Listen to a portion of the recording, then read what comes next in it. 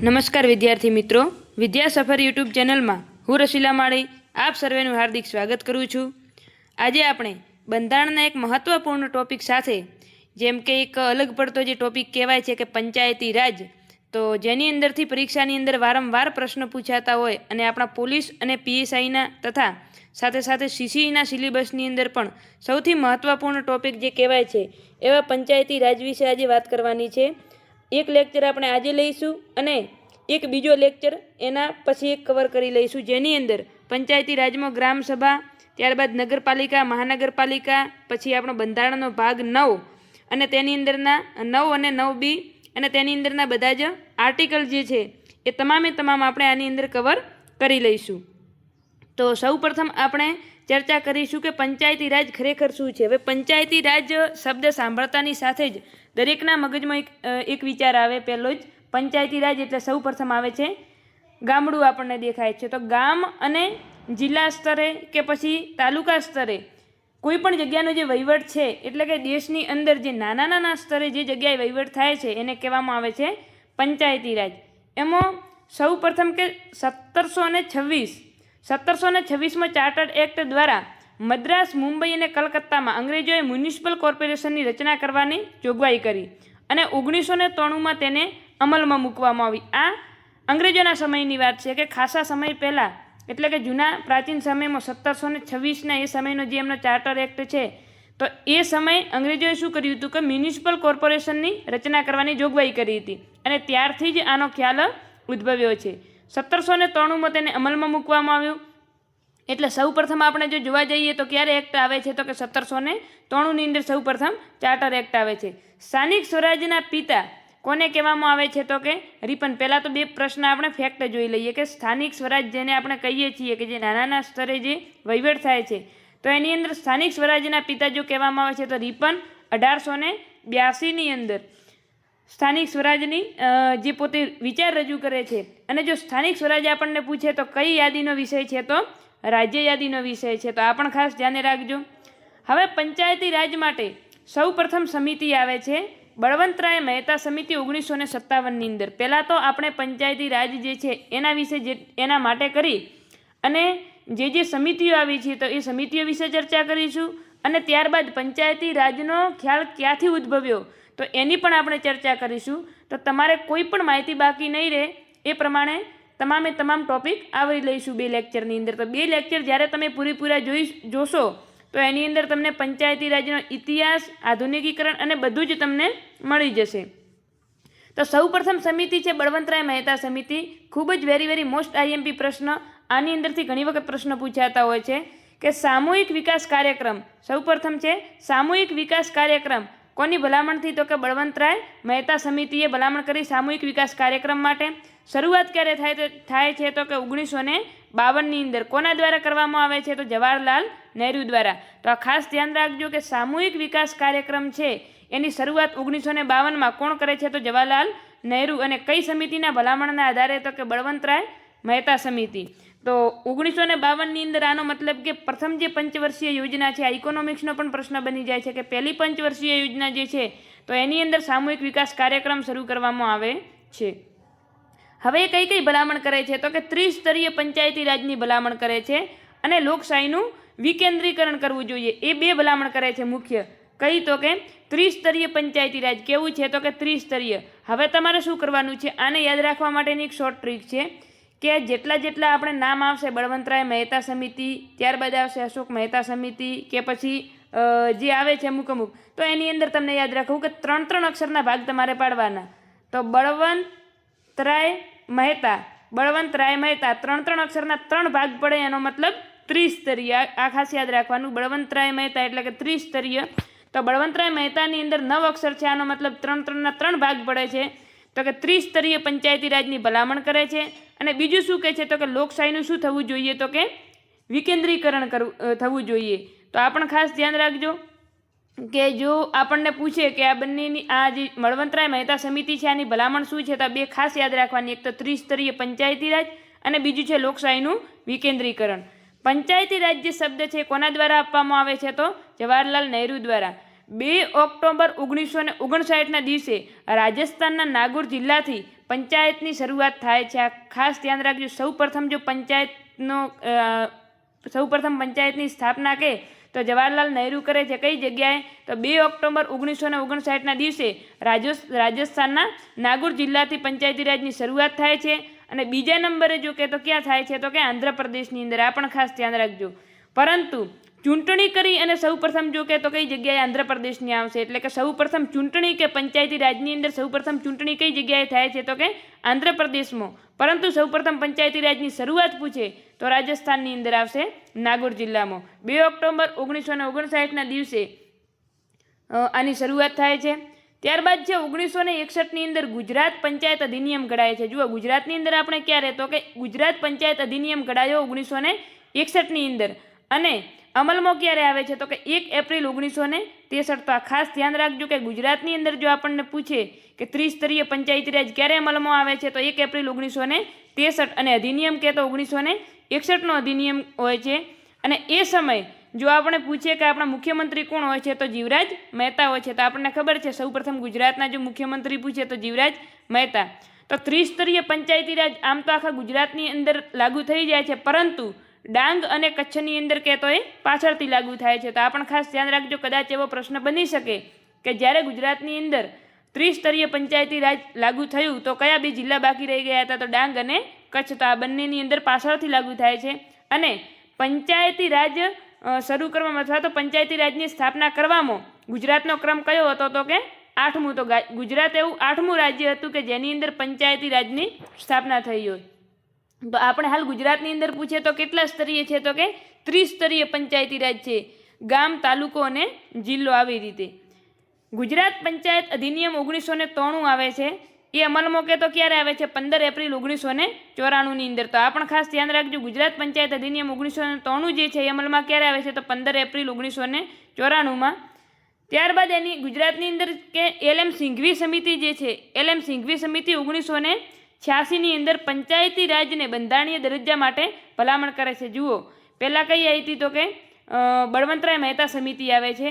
હવે આવે છે LM સિંઘવી સમિતિ. LM સિંઘવી સમિતિ શું કરે છે? તો એ ક્યારે આવે છે? 1986ની અંદર.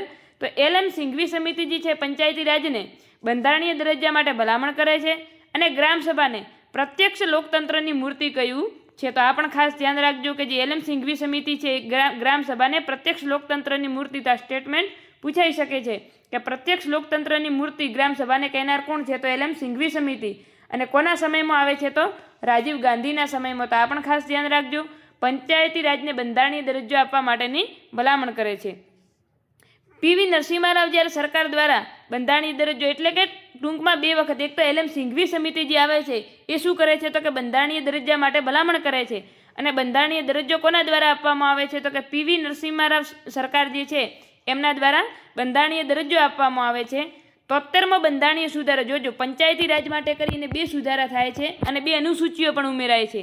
તો 73મો બંધારણીય સુધારો જે છે એ અમલમાં 73મો બંધારણીય સુધારો 1992 અમલમાં ક્યારે આવે છે? તો 24 એપ્રિલ 1993ના દિવસે. આ દિવસે શું થાય છે? તો કે પંચાયતી રાજ અમલમાં આવે છે.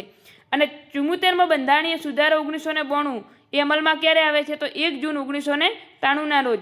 તો એ કહે તો આની અંદર શું છે? તો કે મહાનગરપાલિકા. તો અનુસૂચિ 11 અને અનુસૂચિ 12 જોડાય છે. અનુસૂચિ 11 જે છે એની અંદર કોનો ઉલ્લેખ છે? તો કે પંચાયતી રાજનો ઉલ્લેખ છે. અને અનુસૂચિ જે 12 છે એની અંદર કોનો ઉલ્લેખ છે? તો કે નગરપાલિકા, મહાનગરપાલિકાનો ઉલ્લેખ કરવામાં આવેલ છે. તો આ બંને બંધારણીય સુધારા ખાસ યાદ રાખજો, કારણ કે આ પરીક્ષાની અંદર વારંવાર જો પ્રશ્ન પૂછાતા હોય તો આ બંને બંધારણીય સુધારા ઉપરથી જ પૂછાય છે. તો 73મો બંધારણીય સુધારો કે તો કે પંચાયત માટે છે. અને 74મો બંધારણીય સુધારો કે તો નગરપાલિકા અથવા તો મહાનગરપાલિકા માટે છે. અને બંને લાગુ ક્યારે થાય છે એ પણ ધ્યાન રાખજો. 73મો અને 74મો જે બંધારણીય સુધારો છે એની અંદર મેઘાલય, મિઝોરમ, નાગાલેન્ડ, દિલ્હી, મણિપુર તથા પશ્ચિમ બંગાળના દાર્જિલિંગના પર્વતીય વિસ્તારોમાં લાગુ પડતો નથી.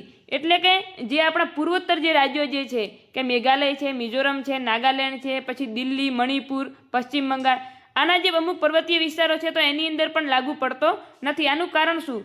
તો કે અમુક વસ્તીના અભાવે છે, કે વસ્તીના કારણે કરીને, કે જે પ્રમાણે વસ્તી હોય એ પ્રમાણે દ્વિસ્તરીય કે ત્રિસ્તરીય કે આવી રીતે પંચાયતી રાજ બનાવવામાં આવે છે. પરંતુ ત્યાંનું જે વહીવટ છે એ સીધું કોની હસ્તક હોય છે? તો કે કેન્દ્ર સરકારની હસ્તક હોય છે. હમણાં વર્તમાન તાજેતરની અંદર જ મણિપુરની અંદર શું હતું? તો કે રાષ્ટ્રપતિ શાસન હતું. પરંતુ હવે ફરીથી રાષ્ટ્રપતિ શાસન શું થઈ ગયું છે? તો કે સમાપ્ત થઈ ગયું છે. તો મેઘાલય જે છે, મિઝોરમ, નાગાલેન્ડ, દિલ્હી, મણિપુર, પશ્ચિમ બંગાળ, આ બધાની અંદર શું છે? તો કે આ બધાની અંદર 73મો અને 74મો જે બંધારણીય સુધારો છે એ લાગુ પડતો નથી. તો સૌ પ્રથમ આપણે સમિતિ કઈ આવી હતી? તો કે બળવંતરાય મહેતા સમિતિ. તો આની અંદર 3 અક્ષરના 3 ભાગ પડતા હતા, એટલે ત્રિસ્તરીય આવે છે. હવે આવે છે અશોક મહેતા સમિતિ. અશોક મહેતા સમિતિ આવે છે 1977ની અંદર આવે છે. તો અશોક મહેતા, આના 2 ભાગ પડે છે. આનો મતલબ દ્વિસ્તરીય પંચાયતી રાજની ભલામણ કરે છે. તો આપણે ખાસ ધ્યાન રાખજો કે કઈ? તો કે દ્વિસ્તરીય પંચાયતી રાજની. ત્યારબાદ આવે છે જી.વી.કે. રાવ સમિતિ 1985. એ કોના સમયમાં? તો કે રાજીવ ગાંધીના સમયમાં. જુઓ, અશોક મહેતા સમિતિ કે તો મોરારજી દેસાઈના સમયમાં, અને જી.વી.કે. રાવ સમિતિ કે તો કોના સમયમાં? તો કે રાજીવ ગાંધીના સમયમાં આવે છે.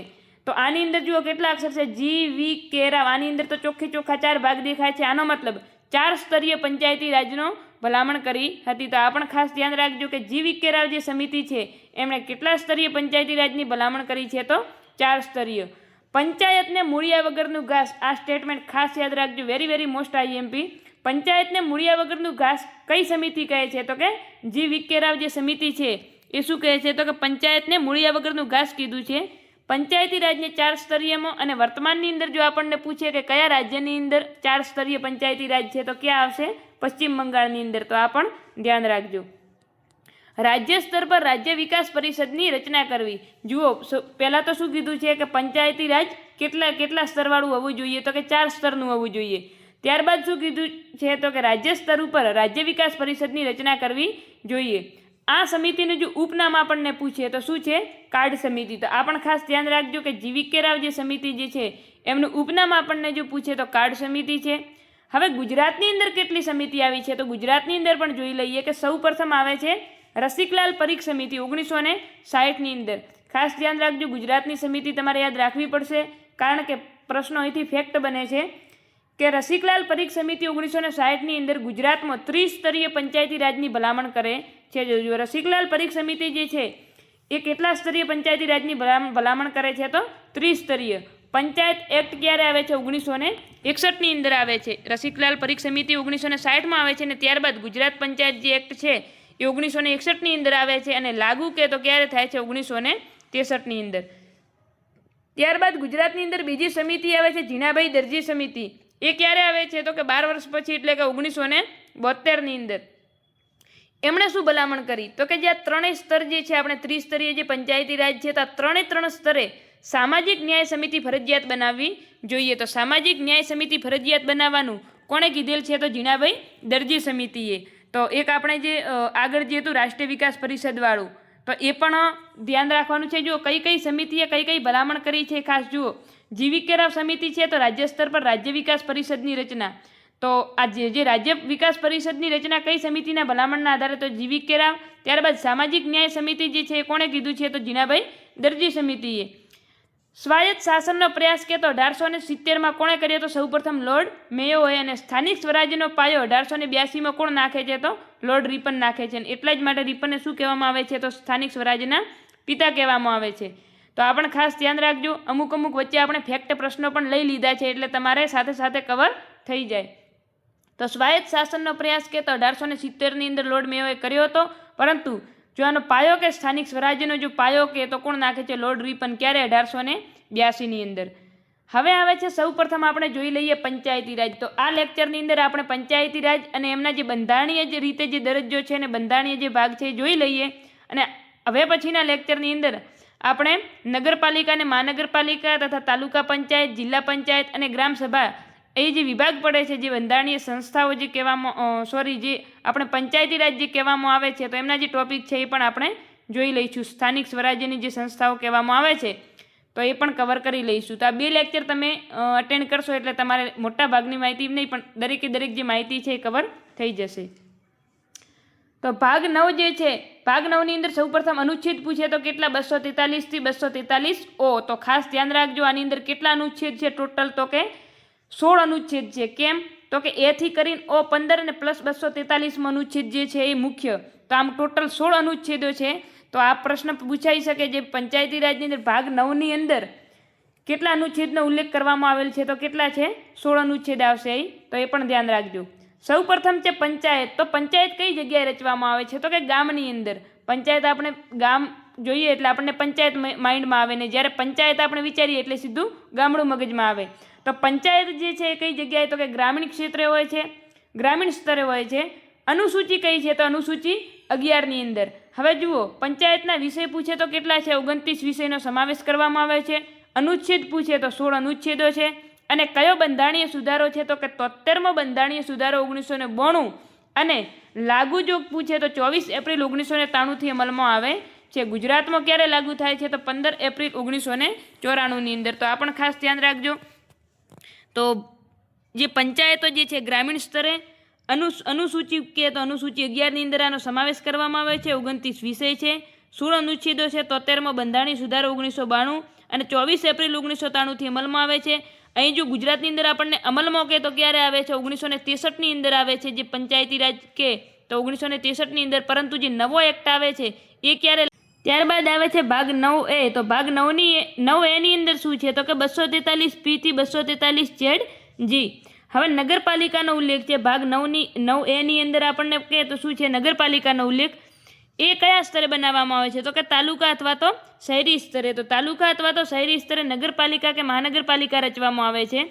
અનુસૂચિ જો આપણને પૂછે તો કઈ અનુસૂચિ છે? તો કે અનુસૂચિ 12 જે છે એ 18 વિષયો અને 18 અનુચ્છેદ. તો આ પણ ખાસ ધ્યાન રાખજો કે અનુસૂચિ 12 જે છે એની અંદર કેટલા વિષયોનો ઉલ્લેખ કરવામાં આવે છે? તો 18 વિષય છે. અને અનુચ્છેદ પૂછે તો પણ કેટલા આવશે? 18 આવશે. કારણ કે 243P થી કરી અને 243ZG સુધી તમે ગણી લો તો કેટલા આવશે અનુચ્છેદ? તો અનુચ્છેદ આવશે 18. તો 18 અનુચ્છેદો ટોટલ થાય છે. તો આપણને વિષય પૂછે તો પણ 18 આવશે અને અનુચ્છેદ પૂછે તો પણ કેટલા આવશે? 18 અનુચ્છેદો આવશે. કયો બંધારણીય સુધારો? તો કે 74મો બંધારણીય સુધારો 1992. અને અમલમાં ક્યારે આવે છે? તો કે 1 જૂન 1993થી અમલમાં આવે છે. ગુજરાતમાં કે લાગુ ક્યારે થાય છે? તો 15 એપ્રિલ 1994ની અંદર. અને સૌપ્રથમ જે એક્ટ આવે છે 1961 વાળો જે પંચાયતી રાજનો એક્ટ, તો એ ક્યારે અમલમાં આવે છે? તો 1963ની અંદર. 61ની અંદર એક્ટ આવે છે અને 63ની અંદર લાગુ થાય છે. પરંતુ નવો જે અધિનિયમ જે બનાવવામાં આવે છે, ગુજરાત પંચાયત અધિનિયમ જે બનાવવામાં આવે છે એ ક્યારે લાગુ થાય છે? તો 15 એપ્રિલ 1994થી લાગુ થાય છે. તો આ ખાસ ધ્યાન રાખજો કે નગરપાલિકા છે તો 74મો બંધારણીય સુધારો અને પંચાયત છે તો કયો બંધારણીય સુધારો આવશે? તો 73મો બંધારણીય સુધારો. હવે અહીં સૌ પ્રથમ આપણે અનુચ્છેદો જોવાના છે પંચાયતી રાજના. તો આ પણ ખાસ ધ્યાન રાખજો. અહીં જે આપણે જોઈએ છીએ કોના અનુચ્છેદો છે? તો પંચાયતના છે. તો પંચાયતના આજે જોઈ લઈશું અને હવે પછીનો લેક્ચર જે આવશે એની અંદર આપણે નગર પંચાયતને નગરપાલિકા વિશે જોઈ લઈશું. તો સૌ પ્રથમ આવે છે 243. હવે અહીંથી જોવાની શરૂઆત કરીએ તો કે 243 અનુચ્છેદ 243ની અંદર શું છે? તો કે પંચાયતની વ્યાખ્યા આપવામાં આવેલ છે. તો ખાસ ધ્યાન રાખજો કે અનુચ્છેદ 243ની અંદર પંચાયતની વ્યાખ્યા આપી છે. અનુચ્છેદ 243A ની અંદર શું છે? તો કે ગ્રામસભા અથવા તો કે મતદાર યાદીમાં જે નામ હોય તેવા. તો કે ગ્રામસભાની અંદર કોનો ઉલ્લેખ થાય? તો કે જે લોકોના મતદાર યાદીમાં નામ હોય એમનો સમાવેશ કોની અંદર થાય? તો કે ગ્રામસભાની અંદર. એટલે કે જે 18 વર્ષથી ઉપર જે હોય વ્યક્તિઓ એમનો સમાવેશ ગ્રામસભાની અંદર થાય છે. તો સૌ પ્રથમ છે 243. તો આપણે પંચાયતની વ્યાખ્યા આપવી પડે. ત્યારબાદ સૌ પ્રથમ શું કરશો? તો કે ગ્રામસભા બોલાવીશું. તો અનુચ્છેદ 243 છે કેમ કે ગ્રામસભાની અંદર બધા મતદારવાળા આવશે ને પછી કોઈકને ચૂંટશે. એટલે તમારે આ રીતે યાદ રાખવાનું છે ટ્રીક સાથે કે એ છે પહેલા નંબરનું છે. તો સૌ પ્રથમ શું કરવાની? ગ્રામસભા બોલાવવાની. ત્યારબાદ છે અનુચ્છેદ 243B. તો અનુચ્છેદ 243Bની અંદર શું છે? તો કે પંચાયતી રાજની સ્થાપના. પંચાયતી રાજની સ્થાપના એટલે કે એમની રચના કઈ ક્યારે અને કેવી રીતે? તો કે રાજ્યની અંદર વસ્તી કેટલી? તો કે 20 લાખથી વધુ. જો 20 લાખથી વધુ હોય તો ત્રિસ્તરીય આવશે અને 20 લાખથી ઓછી હોય તો દ્વિસ્તરીય આવશે. તો આ પણ ખાસ ધ્યાન રાખજો કે રાજ્યની વસ્તુ જો 20 લાખથી વધુ હોય તો ત્રિસ્તરીય પંચાયતી રાજ અને 20 લાખથી ઓછી હોય તો દ્વિસ્તરીય પંચાયતી રાજ. તો પંચાયતી રાજની સ્થાપના જે છે એ 243Bની અંદર આવશે. તો સૌપ્રથમ ગ્રામસભા આવી, ત્યારબાદ શું કરી? એમણે પંચાયતી રાજની સ્થાપના કરી. હવે પંચાયતી રાજની સ્થાપના તો કરી, પંચાયતની સ્થાપના પણ કરી, પરંતુ પંચાયતની સંરચના કઈ રીતે? અંદરનું માળખું કેવા પ્રકારનું હોય? તો 243C ની અંદર સી સંરચના. શું યાદ રાખવાનું? સી સંરચના. તો કે વિધાનસભા પંચાયતનો માળખો તૈયાર કરે છે. આ ખાસ ધ્યાન રાખજો. પંચાયતનો માળખો કોણ તૈયાર કરે છે? તો વિધાનસભા આવશે. તો આ ફેક્ટ પ્રશ્ન યાદ રાખજો. બી સ્થાપના, સી સંરચના. સી ઉપરથી સ ઉપરથી યાદ રાખવાનું સી સંરચના. એ એટલે સૌ પ્રથમ ગ્રામસભા ભરાય, બી એટલે સ્થાપના થાય, સી એટલે સંરચના, ડી એટલે કે અનામત. આ ખાસ ધ્યાન રાખજો. ડી એટલે શું? તો કે ડી એટલે કે ડિફેન્સ. ડિફેન્સ એટલે કે રક્ષણ. રક્ષા એટલે કે આપણી રક્ષા ક્યારે થાય? તો જ્યારે અનામત મળે ત્યારે. તો આવી રીતે યાદ રાખવાનું કે અનુચ્છેદ 243 ડી છે તો એની અંદર શું આવશે? તો અનામત આવશે. તો એસસી જે છે એટલે કે જે અનુસૂચિત જાતિ જે છે એમને વસ્તી મુજબ છે. અનુસૂચિત જનજાતિની અનામત પણ વસ્તી મુજબ છે. પરંતુ એસસીબીસી જે છે ઓબીસી, તો એની જે અનામત છે 27% નક્કી કરેલ છે. કઈ સમિતિથી? તો કે જીણાભાઈ દરજી સમિતિ જે આવે છે એમની ભલામણથી 27% અનામત નક્કી કરેલ છે. તો એસસીબીસી માટે 27% ફિક્સ છે અને એસસી એસટી જે છે એની વસ્તી મુજબ આવશે. મહિલાઓ માટે શું છે? તો કે 2015થી ગુજરાતની અંદર કેટલી છે? તો કે 50%. ને ભારતની અંદર પૂછે તો કે 1/3. એટલે કે મહિલાઓ માટે આમ જો પૂછવા જઈએ બંધારણીય રીતે તો કેટલી અનામત આપવાની હોય છે? તો કે 33%. પરંતુ આપણા ગુજરાતની અંદર 2015થી 50% અનામત મહિલાઓને આપવામાં આવે છે. બેઠકોની જે ફાળવણી છે તો કે ગ્રામ પંચાયતની અંદર કોણ કરશે? તો કે કલેક્ટર કરશે. અને જિલ્લા અથવા તાલુકાની અંદર કોણ કરશે? તો વિકાસ કમિશનર કરશે. તો આ ખાસ ધ્યાન રાખજો કે જે અનામત છે અનામત કોણ આપશે? તો કે ગ્રામ પંચાયતની અંદર કલેક્ટર અને જિલ્લા અથવા તાલુકાએ કહેતો વિકાસ કમિશનર. જો જિલ્લાની અંદર કહેતો જિલ્લા વિકાસ અધિકારી, તાલુકાની અંદર કહેતો તાલુકા વિકાસ અધિકારી. તો આ પણ ખાસ ધ્યાન રાખજો. તો ડી ઉપરથી તમારે યાદ રાખવાનું ડિફેન્સ. ડિફેન્સ રક્ષા એટલે કે અનામત કરે એટલે એમની રક્ષા થાય, અનામત આપે એટલે કે એમની રક્ષા થાય. ત્યારબાદ આવે છે 243 ઈ એટલે કે મુદત. મુદત એટલે કે પ્રથમ બેઠકથી 5 વર્ષ સુધી. આ ખાસ ધ્યાન રાખજો. એ એટલે શું છે? તો કે એમને કે મુદત આપવામાં આવે છે. તો પ્રથમ બેઠકથી 5 વર્ષ સુધીની હોય છે અને પુનઃ ચૂંટણી પણ થઈ શકે છે. ત્યારબાદ આવે છે એફ. 243 એફ. એફ એટલે કે ફેલ. શું યાદ રાખવાનું? એફ એટલે કે ફેલ. ફેલ એટલે કે ગેરલાયકાત. એમની ફેલ ક્યારે થાય? તો કે જ્યારે સભ્યની અંદર ગેરલાયકાત હોય ત્યારે. તો આના ઉપરથી યાદ રાખવાનું છે કે 243 એફ એટલે કે સભ્ય માટેની ગેરલાયકાતો છે. પંચાયતની પહેલી બેઠકથી સતત 4 બેઠક ગેરહાજર હોય, પંચાયતની પ્રથમ બેઠકથી સતત 4 બેઠક ગેરહાજર હોય તો પછી એમને ગેરલાયક ઠેરવવામાં આવે છે. તો એફ ઉપરથી ફેલ યાદ રાખવાનું. ઈ ઉપરથી શું યાદ રાખવાનું? તો કે મુદત યાદ રાખવાની. ત્યારબાદ આવે છે 243 જી. તો જીની અંદર શું છે? તો કે પંચાયત સત્તા. એમની જે સત્તા જે 29 વિષયો જે છે, જો આમની જે સત્તા છે કેટલા વિષયોની અંદર સમાવેશ છે? તો કે 29 વિષયોની અંદર. વિધાનસભા કાયદા દ્વારા વિષય બનાવી શકે છે. આ ખાસ ધ્યાન રાખજો. જે સૂચિ જે છે એમના જે વિષયો છે તો વિધાનસભા કાયદા દ્વારા નક્કી કરશે. તો આમની જો સત્તા જો પૂછે તો કોની અંદર આવશે? 243 જીની અંદર. ત્યારબાદ આવે છે એચ. એચ એટલે કે કર નાખવાની સત્તા. એચ એટલે કે હુમન. હુમન ઉપર એટલે કે વ્યક્તિ. હોમ. હોમ એટલે કે શું હોય? હોમ ઉપર કર એટલે કે કર નાખવાની સત્તા. ઘર ઉપર કર. આવી રીતે યાદ રાખવાનું. ઘર પર કર. ઘર કર યાદ રાખો એટલે કે એચ આવશે એટલે કે કર નાખવાની સત્તા. ત્યારબાદ આવે છે આઈ. આઈ એટલે કે ઇન્કમ. ને ઇન્કમ એટલે કે નાણાં. તો કે રાજ્ય નાણાં આયોગ કે તો 243 આઈની અંદર દર 5 વર્ષે. ખાસ ધ્યાન રાખજો. રાજ્ય નાણાં આયોગની રચના ક્યારે કરવામાં આવે છે? તો દર 5 વર્ષે કરવામાં આવે છે. અને એમની લાયકાત કોણ નક્કી કરે છે? તો કે વિધાનમંડળ દ્વારા એમની લાયકાત નક્કી કરવામાં આવે છે. તો નાણાં આયોગની અંદર કોણ સભ્યો હશે, કેવી રીતના હશે, એ દરેકની લાયકાત જો પૂછે તો કોણ નક્કી કરે છે? વિધાનમંડળ નક્કી કરે છે. અને અનુચ્છેદ પૂછે તો 243 આઈની અંદર. ત્યારબાદ આવે છે 243 જે. જે એટલે કે હિસાબ અથવા તો ઓડિટ. તો આ પણ ખાસ ધ્યાન રાખજો કે જો 243 જેની અંદર પૂછે તો શું આવશે? જૈસા હે જૈસા થા વૈસા. એટલે કે હિસાબ જેવો છે તેવો. આવી રીતે તમારે યાદ રાખવાનું છે. તો 243 જે એટલે કે જે ઉપરથી શું યાદ રાખવાનું છે? હિસાબ. ત્યારબાદ આવે છે કે એટલે કે પંચાયતોની ચૂંટણી. આ ચૂંટણી અને નાણાંવાળું ખાસ યાદ રાખજો. નાણાં કે તો આઈ ઉપરથી ઇન્કમ ઉપરથી યાદ રાખવાનું. અને પંચાયતોની ચૂંટણી જો કહે તો 243 કેની અંદર.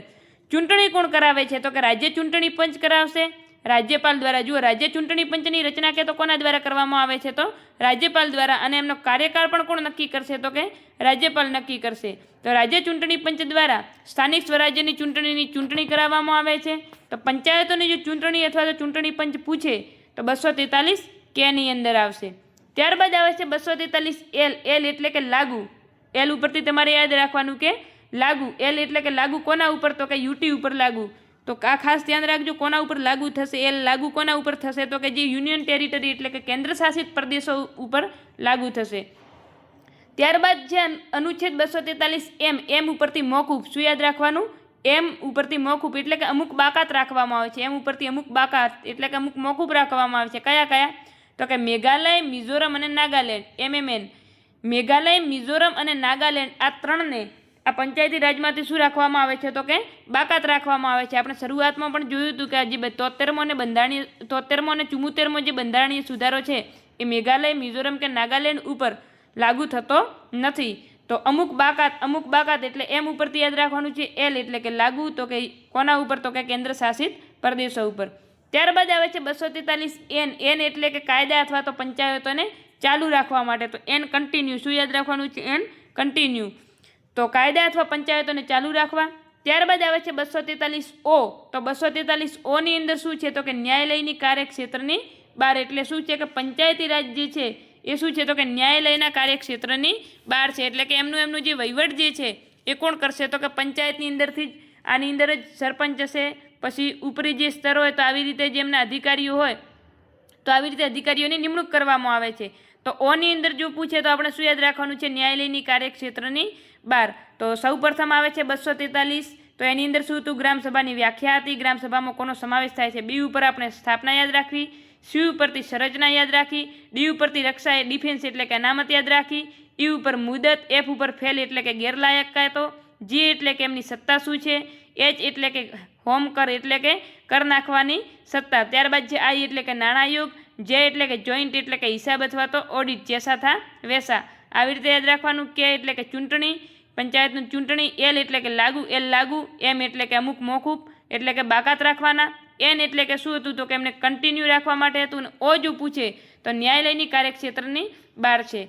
તો આજે આપણે પંચાયતી રાજની અંદર પંચાયત વિશે જે બંધારણીય જે દરજ્જો મળેલ છે તો બંધારણીય જે દરજ્જો મળેલ છે કયા બંધારણીય સુધારા મુજબ? તો 73મો બંધારણીય સુધારો 1992 મુજબ. અને લાગુ ક્યારે થાય છે? તો 24 એપ્રિલ 1993ની અંદર લાગુ થાય છે. તો પંચાયતના જેટલા પણ અનુચ્છેદ હતા એ અનુચ્છેદ આપણે આજે જોઈ લીધા છે. હવે પછીના લેક્ચરની અંદર નગરપાલિકા અને તેમના અનુચ્છેદ તથા સાથે સાથે તાલુકા પંચાયત, જિલ્લા પંચાયત અને ગ્રામ પંચાયત વિશે પણ જોઈ લઈશું. તેમનું વહીવટ કોણ કરે છે અને અમુક જે ફેક્ટ બાકી રહે છે એ આગળના લેક્ચરની અંદર આપણે કવર કરી લઈશું. તો તમે બધા આ જેટલું પણ ચલાવ્યું છે એ તમામ વસ્તુ જે છે જે ટોપિક જે છે એ નોટ કરો અને સાથે સાથે રિવિઝન કરતા રહો. કારણ કે જે ફેક્ટ પ્રશ્નો છે આનાથી બહાર લગભગ કોઈ પણ પ્રકારનો પ્રશ્ન પૂછાય નહીં. અને છતાં પણ તમને કીધું છે કોઈ પણ એવી ઇમ્પોર્ટન્ટ માહિતી મળે તો અંદર નોંધ કરી લેવી. તો આઈ હોપ કે દરેકને વિડીયો લેક્ચર સમજાયો હશે, ગમ્યો પણ હશે. જો વિડીયો ગમ્યો હોય તો વિડીયોને લાઇક કરો, ચેનલને સબસ્ક્રાઈબ કરો તથા વધુમાં વધુ તમારા મિત્રો સુધી શેર કરો, જેથી કરી અને દરેકને આપણી જે પોલીસ અને PSI માટે કરી અને જે સિરીઝ ચાલુ કરેલ છે એમનો દરેકને લાભ થાય. જય હિન્દ, જય ભારત.